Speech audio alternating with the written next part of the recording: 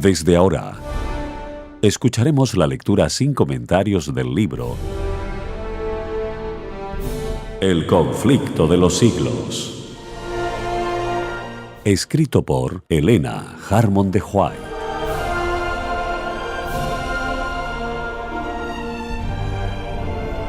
Capítulo 3. Una era de tinieblas espirituales.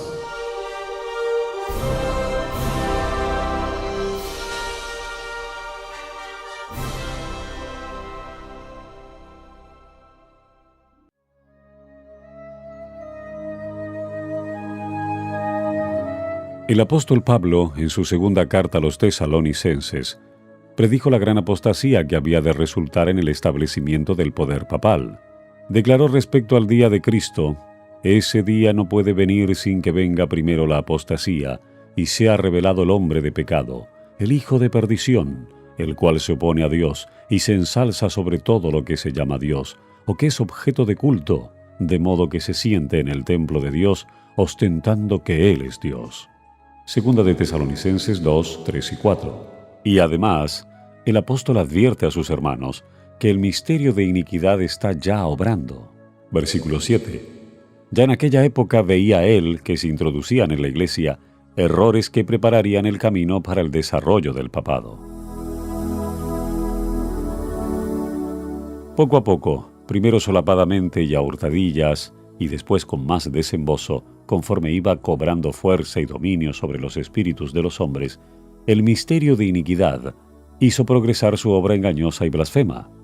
De un modo casi imperceptible, las costumbres del paganismo penetraron en la iglesia cristiana.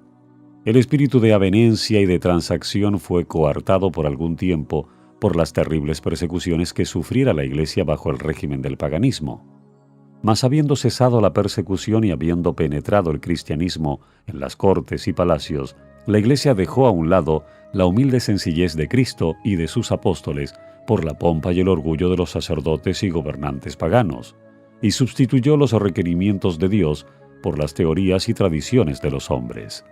La conversión nominal de Constantino a principios del siglo IV causó gran regocijo, y el mundo, disfrazado con capa de rectitud, se introdujo en la Iglesia. Desde entonces, la obra de corrupción progresó rápidamente. El paganismo, que parecía haber sido vencido, vino a ser el vencedor. Su espíritu dominó a la Iglesia. Sus doctrinas, ceremonias y supersticiones se incorporaron a la fe y al culto de los que profesaban ser discípulos de Cristo.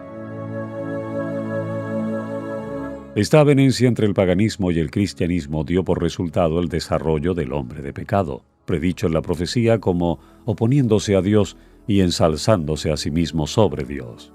Ese gigantesco sistema de falsa religión es obra maestra del poder de Satanás, un monumento de sus esfuerzos para sentarse él en el trono y reinar sobre la tierra según su voluntad. Satanás se había esforzado una vez por hacer transigir a Cristo. Vino a donde estaba el Hijo de Dios en el desierto para tentarle, y mostrándole todos los reinos del mundo y su gloria, ofreció entregárselo todo, con tal que reconociera la supremacía del príncipe de las tinieblas. Cristo reprendió al presuntuoso tentador y le obligó a marcharse. Pero al presentar las mismas tentaciones a los hombres, Satanás obtiene más éxito. A fin de asegurarse honores y ganancias mundanas, la Iglesia fue inducida a buscar el favor y el apoyo de los grandes de la tierra, y habiendo rechazado de esa manera a Cristo, tuvo que someterse al representante de Satanás, el obispo de Roma. Una de las principales doctrinas del romanismo enseña que el Papa es cabeza visible de la Iglesia Universal de Cristo y que fue investido de suprema autoridad sobre los obispos y los pastores de todas las partes del mundo. Aún más, al Papa se le han dado los títulos propios de la divinidad. Se le ha titulado Señor Dios el Papa y se le ha declarado infalible. Exige que todos los hombres se le rindan homenaje. La misma pretensión que sostuvo Satanás cuando tentó a Cristo en el desierto, la sostiene aún por medio de la Iglesia de Roma, y muchos son los que están dispuestos a rendirle homenaje. Empero los que temen y reverencian a Dios resisten esa pretensión, que es un desafío al cielo, como resistió Cristo las instancias del astuto enemigo. Al Señor tu Dios adorarás y a Él solo servirás. Lucas 4:8. Dios no ha hecho alusión alguna en su palabra a que Él haya elegido un hombre para que sea la cabeza de la Iglesia. La doctrina de la supremacía papal se opone abiertamente a las enseñanzas de las Santas Escrituras. Solo por usurpación puede el Papa ejercer autoridad sobre la Iglesia de Cristo. Los romanistas se han empeñado en acusar a los protestantes de herejía y de haberse separado caprichosamente de la verdadera Iglesia, pero estos cargos recaen más bien sobre ellos mismos. Ellos son los que arriaron la bandera de Cristo y se apartaron de la fe que ha sido una vez dada a los santos. Judas 3. Bien sabía Satanás que las Sagradas Escrituras capacitarían a los hombres para discernir los engaños de él y para oponerse a su poder. Por medio de la palabra fue como el mismo Salvador del mundo resistió los ataques del tentador. A cada asalto suyo, Cristo presentaba el escudo de la verdad eterna diciendo: «Escrito está». A cada sugestión del adversario oponía a él la sabiduría y el poder de la palabra. Para mantener su poder sobre los hombres y establecer la autoridad del usurpador papal, Satanás necesita que ellos ignoren las Santas Escrituras. La Biblia ensalza a Dios y coloca a los hombres, seres finitos, en su verdadero sitio. Por consiguiente, hay que esconder y suprimir sus verdades sagradas. Esta fue la lógica que adoptó la Iglesia romana. Por centenares de años fue prohibida la circulación de la Biblia. No se permitía a la gente que la leyese ni que la tuviese en sus casas. Y sacerdotes y prelados sin principios interpretaban las enseñanzas de ella para sostener sus pretensiones. Así fue como el Papa vino a ser reconocido casi universalmente como vicegerente de Dios en la tierra, dotado de autoridad sobre la Iglesia y el Estado. Una vez suprimido lo que descubría el error, Satanás hizo lo que quiso. La profecía había declarado que el papado pensaría mudar los tiempos y la ley. Daniel 7:25. No tardó en iniciar esta obra. Para dar a los convertidos del paganismo algo que equivaliera al culto de los ídolos y para animarles a que aceptaran nominalmente el cristianismo, se introdujo gradualmente en el culto cristiano la adoración de imágenes y de reliquias. Este sistema de idolatría fue definitivamente sancionado por decreto de un concilio general. Para remate de su obra sacrílega, Roma se atrevió a borrar de la ley de Dios el segundo mandamiento, que prohíbe la adoración de las imágenes, y a dividir en dos el último mandamiento para conservar el número de estos. El espíritu de concesión al paganismo fomentó aún más el desprecio de la autoridad del cielo. Obrando por medio de directores inconversos de la Iglesia, Satanás atentó también contra el cuarto mandamiento y trató de echar a un lado el antiguo sábado, el día que Dios había bendecido y santificado. Génesis 2, 2 y 3, para colocar en su lugar el día festivo observado por los paganos como el venerable Día del Sol. Este intento no se hizo al principio abiertamente. En los primeros siglos, el verdadero día de reposo, el sábado, había sido guardado por todos los cristianos, los cuales, siendo celosos de la honra de Dios y creyendo que su ley es inmutable, respetaban escrupulosamente la santidad de sus preceptos. Pero Satanás procedió con gran sutileza por medio de sus agentes para llegar al fin que se propusiera. Para llamar la atención de las gentes hacia el domingo, fue declarado día de fiesta en honor de la resurrección de Cristo. Se celebraban servicios religiosos en ese día. No obstante, se lo consideraba como día de recreo y seguía guardándose piadosamente el sábado. Con el fin de preparar el terreno para la realización de sus fines, Satanás indujo a los judíos, antes del advenimiento de Cristo, a que recargasen el sábado con las más rigurosas exacciones, de modo que su observancia fuese una pesada carga. Aprovechándose luego de la falsa luz bajo la cual lo había hecho considerar, hízolo despreciar como institución judaica.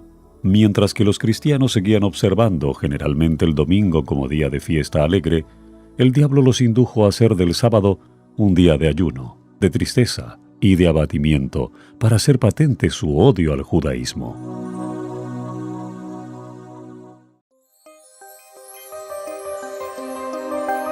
Esta es la lectura sin comentarios del libro El conflicto de los siglos. Capítulo 3. Una era de tinieblas espirituales.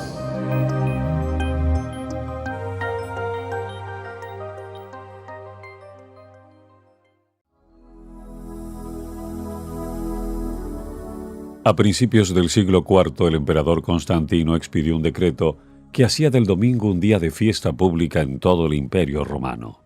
El Día del Sol fue reverenciado por sus súbditos paganos y honrado por los cristianos, pues era política del emperador conciliar los intereses del paganismo y del cristianismo que se hallaban en pugna. Los obispos de la Iglesia, inspirados por su ambición y su sed de dominio, le hicieron obrar así, pues comprendieron que si el mismo día era observado por cristianos y paganos, estos llegarían a aceptar nominalmente el cristianismo, y ello redundaría en beneficio del poder y de la gloria de la Iglesia. Pero a pesar de que muchos cristianos piadosos fueron poco a poco inducidos a reconocer cierto carácter sagrado al domingo, no dejaron de considerar el verdadero sábado como el día santo del Señor, ni de observarlo en cumplimiento del cuarto mandamiento.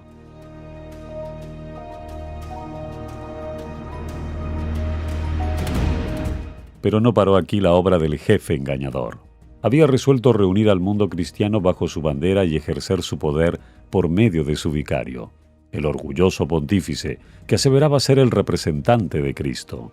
Realizó su propósito valiéndose de paganos semiconvertidos, de prelados ambiciosos y de eclesiásticos amigos del mundo. Convocábanse de vez en cuando grandes concilios en que se reunían los dignatarios de la Iglesia de todas partes del mundo. Casi en cada concilio el día de reposo que Dios había instituido era deprimido un poco más, en tanto que el domingo era exaltado en igual proporción. Así fue como la fiesta pagana llegó a ser honrada como institución divina, mientras que el sábado de la Biblia era declarado reliquia del judaísmo y se pronunciaba una maldición sobre sus observadores. El gran apóstata había logrado ensalzarse a sí mismo sobre todo lo que se llama Dios o que es objeto de culto. Segunda de Tesalonicenses 2:4. Se había atrevido a alterar el único precepto de la ley divina que señala de un modo infalible a toda la humanidad al Dios viviente y verdadero. En el cuarto mandamiento, Dios es dado a conocer como el creador de los cielos y de la tierra y distinto, por lo tanto, de todos los dioses falsos. Como monumento conmemorativo de la obra de la creación fue santificado el día séptimo como día de descanso para el hombre. Estaba destinado a recordar siempre a los hombres que el Dios viviente es fuente de toda existencia y objeto de reverencia y adoración. Satanás se esfuerza por disuadir a los hombres de que se sometan a Dios y obedezcan a su ley, y por lo tanto dirige sus golpes especialmente contra el mandamiento que presenta a Dios como al Creador. Los protestantes alegan ahora que la resurrección de Cristo en el domingo convirtió a dicho día en el día del Señor. Pero las Santas Escrituras en nada confirman este modo de ver. Ni Cristo ni sus apóstoles confirieron semejante honor a ese día. La observancia del domingo como institución cristiana tuvo su origen en aquel misterio de iniquidad, versículo 7, que ya había iniciado su obra en los días de San Pablo. ¿Dónde y cuándo adoptó el Señor a este hijo del papado? ¿Qué razón válida puede darse en favor de un cambio que las Santas Escrituras no sancionan? En el siglo VI, el papado concluyó por afirmarse. El asiento de su poder quedó definitivamente fijado en la ciudad imperial, cuyo obispo fue proclamado cabeza de toda la Iglesia. El paganismo había dejado el lugar al papado. El dragón dio a la bestia su poder y su trono y grande autoridad. Apocalipsis 13:2. Entonces empezaron a correr los 1260 años de la opresión papal, predichan las profecías de Daniel y en el Apocalipsis. Daniel 7:25, Apocalipsis 3:5 al 7. Los cristianos se vieron obligados a optar entre sacrificar su integridad y aceptar el culto y las ceremonias papales, o pasar la vida encerrados en los calabozos, o morir en el tormento, en la hoguera, o bajo el hacha del verdugo. Entonces se cumplieron las palabras de Jesús. Seréis entregados aún de vuestros padres y hermanos y parientes y amigos, y matarán a algunos de vosotros. Y seréis aborrecidos de todos por causa de mi nombre. Lucas 21, 16 y 17. La persecución se desencadenó sobre los fieles con furia jamás conocida hasta entonces, y el mundo vino a ser un vasto campo de batalla. Por centenares de años la Iglesia de Cristo no halló más refugio que en la reclusión y en la obscuridad.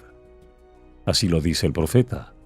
Y la mujer huyó al desierto, donde tiene lugar aparejado de Dios, para que allí la mantengan 1260 días. Apocalipsis 12:6.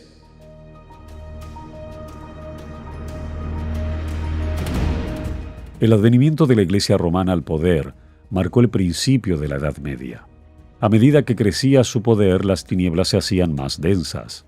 La fe pasó de Cristo, el verdadero fundamento, al Papa de Roma.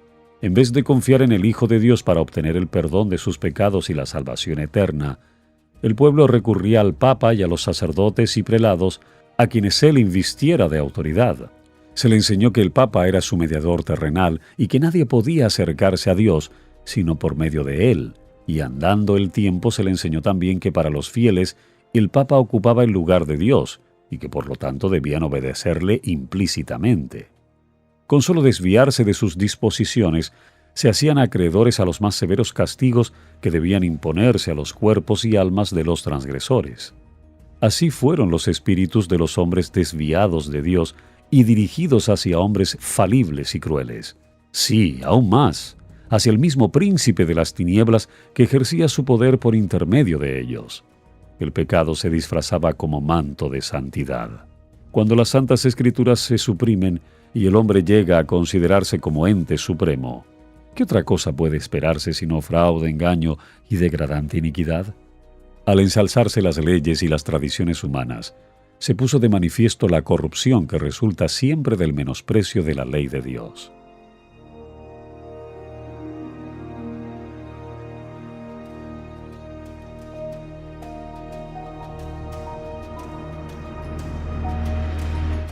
Días azarosos fueron aquellos para la Iglesia de Cristo.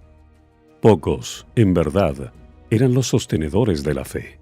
Aun cuando la verdad no quedó sin testigos, a veces parecía que el error y la superstición concluirían por prevalecer completamente y que la verdadera religión iba a ser desarraigada de la tierra.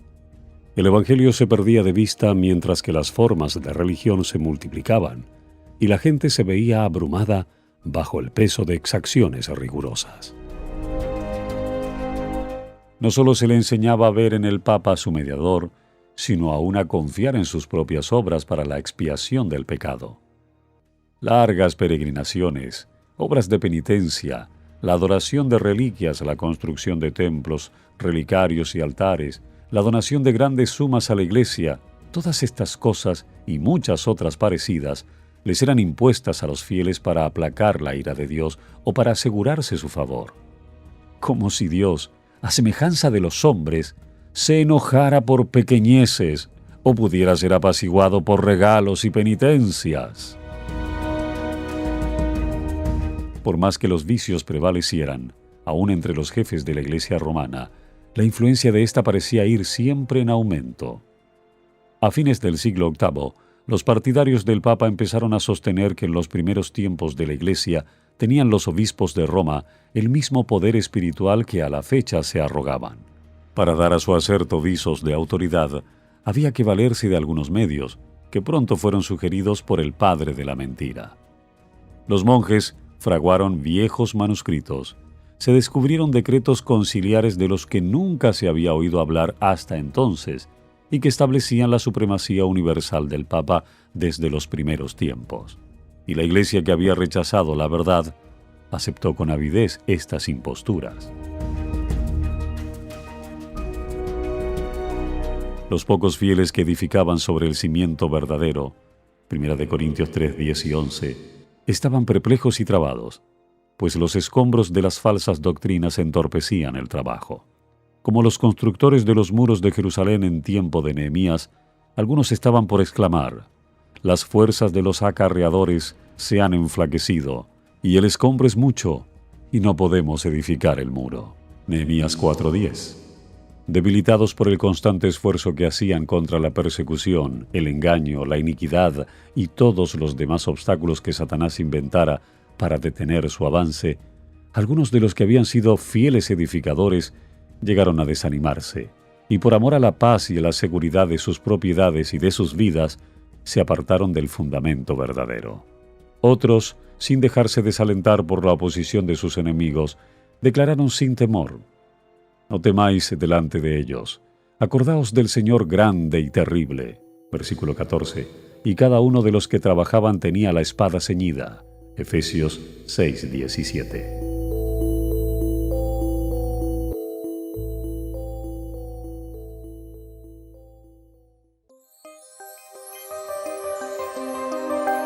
Esta es la lectura sin comentarios del libro El conflicto de los siglos.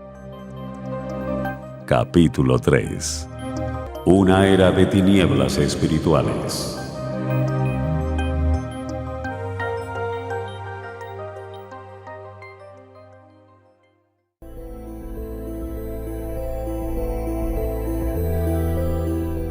En todo tiempo, el mismo espíritu de odio y de oposición a la verdad inspiró a los enemigos de Dios, y los siervos de Él necesitaron la misma vigilancia y fidelidad. Las palabras de Cristo a sus primeros discípulos se aplicarán a cuantos se le sigan hasta el fin de los tiempos. Y lo que os digo a vosotros, a todos lo digo: velad. Marcos 13:37. Las tinieblas parecían hacerse más densas. La adoración de las imágenes se hizo más general. Se les encendían velas y se les ofrecían oraciones. Llegaron a prevalecer las costumbres más absurdas y supersticiosas. Los espíritus estaban tan completamente dominados por la superstición que la razón misma parecía haber perdido su poder. Mientras que los sacerdotes y los obispos eran amantes de los placeres, sensuales y corrompidos, solo podía esperarse del pueblo, que acudía a ellos en busca de dirección, que siguiera sumido en la ignorancia y en los vicios. Las pretensiones papales dieron otro paso más, cuando en el siglo XI el Papa Gregorio VII proclamó la perfección de la Iglesia romana. Entre las proposiciones que él expuso, había una que declaraba que la Iglesia no había errado nunca ni podía errar, según las Santas Escrituras. Pero las pruebas de la Escritura faltaban para apoyar el aserto. El altivo pontífice reclamaba además para sí el derecho de deponer emperadores, y declaraba que ninguna sentencia pronunciada por él podía ser revocada por hombre alguno, pero que él tenía la prerrogativa de revocar las decisiones de todos los demás. En el modo en que trató al emperador alemán Enrique IV, nos pinta a lo vivo el carácter tiránico de este abogado de la infalibilidad papal. Por haber intentado desobedecer la autoridad papal, dicho monarca fue excomulgado y destronado. Aterrorizado ante la deserción de sus propios príncipes, que por orden papal fueron instigados a rebelarse contra él, Enrique no tuvo más remedio que hacer las paces con Roma. Acompañado de su esposa y de un fiel sirviente, cruzó los Alpes en pleno invierno para humillarse ante el Papa.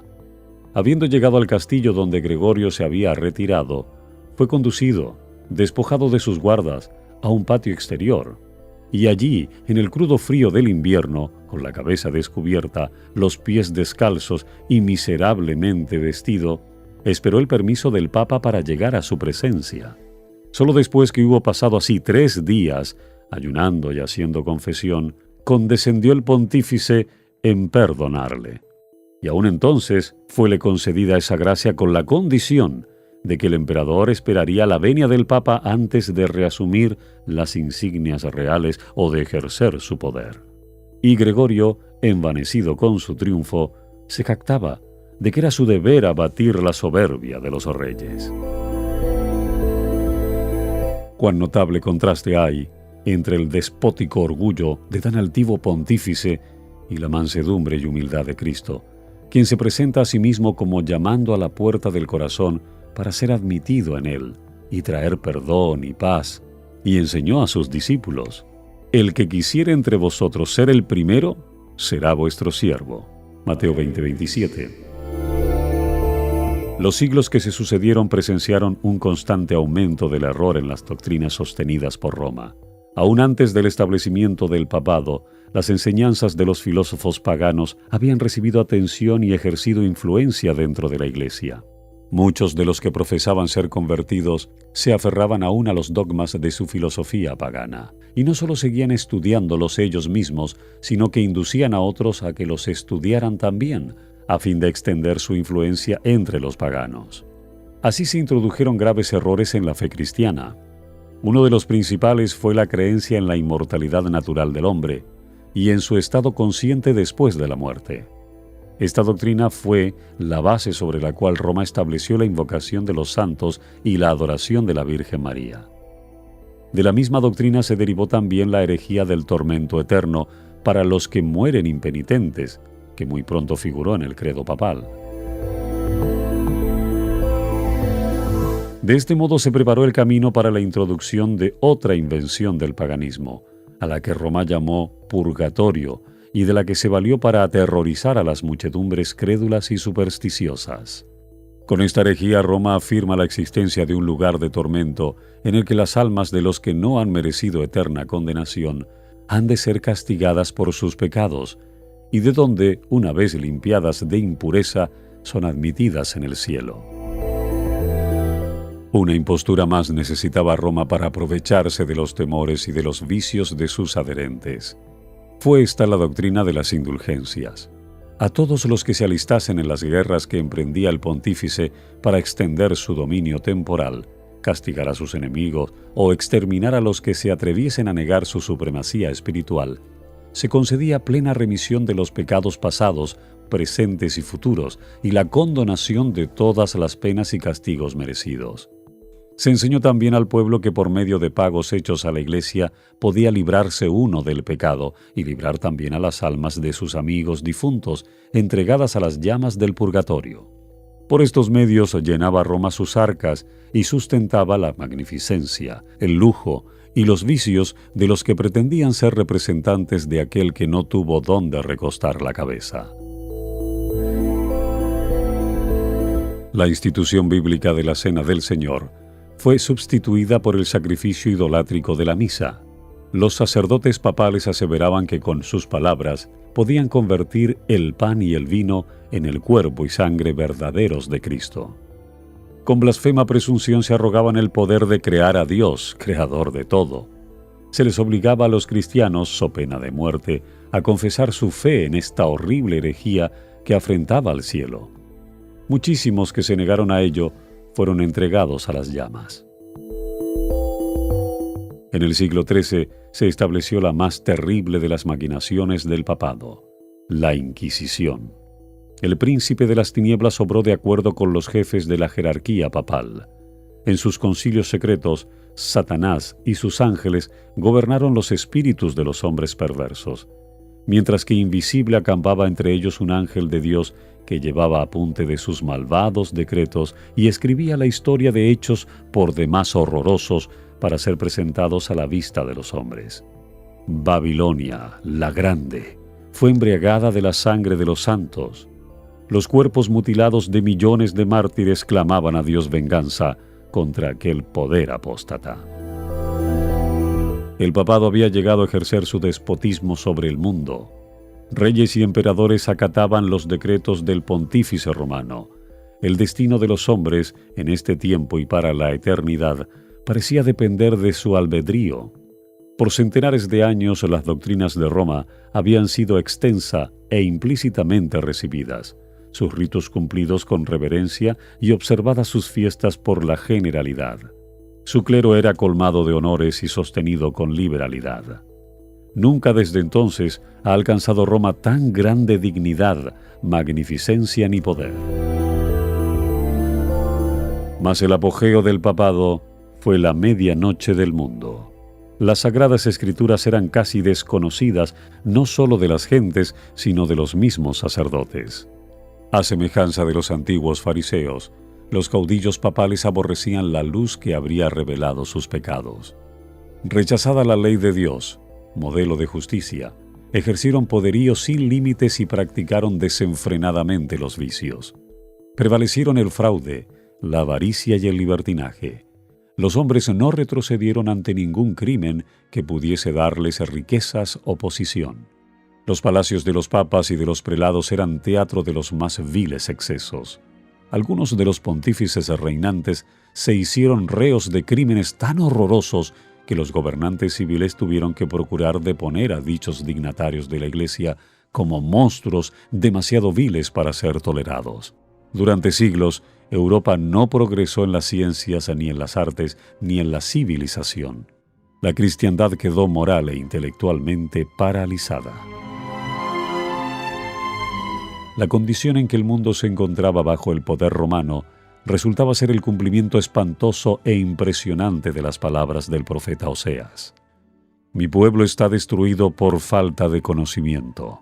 Por cuanto tú has rechazado con desprecio el conocimiento de Dios, yo también te rechazaré. Puesto que te has olvidado de la ley de tu Dios, me olvidaré yo también de tus hijos. No hay verdad, y no hay misericordia, y no hay conocimiento de Dios en la tierra. No hay más que perjurio y mala fe, y homicidio, y hurto, y adulterio. Rompen por todo, y un charco de sangre toca a otro. Oseas 4:6 y 1 y 2. Tales fueron los resultados de haber desterrado la palabra de Dios.